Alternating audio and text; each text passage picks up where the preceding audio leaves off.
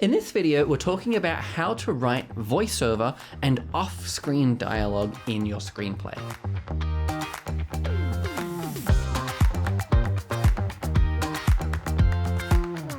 Both look quite similar on the page, but they serve different purposes. A voiceover is written as V.O.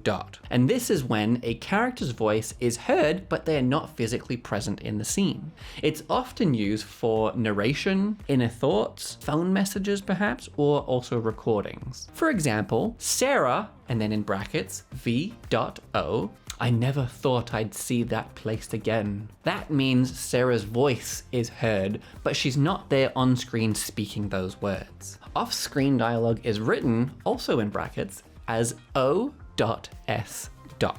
And this is used when a character is physically in the scene, but not visible at that moment. For example, Mark, and then in brackets, O.S. Dinner's ready! Mark is nearby, maybe he's in the next room, but the camera isn't showing him. So remember that VO means voice exists outside the physical scene, narration, thoughts, or recorded dialogue, and OS means the character is in the scene, but they are currently off camera. Format both exactly the same way as regular dialogue, just add VO or OS. VO or O, VO or OS, besides the character's name. And that's all you need to know to write clear, professional-looking voiceover and off-screen dialogue. And if you want to put this into practice, the 10-day screenwriting course is in the description, and it's a fun way to actually use VO and OS in a real script, getting the hang of all of this stuff as you go. So thank you for watching, and I will see you in the next video.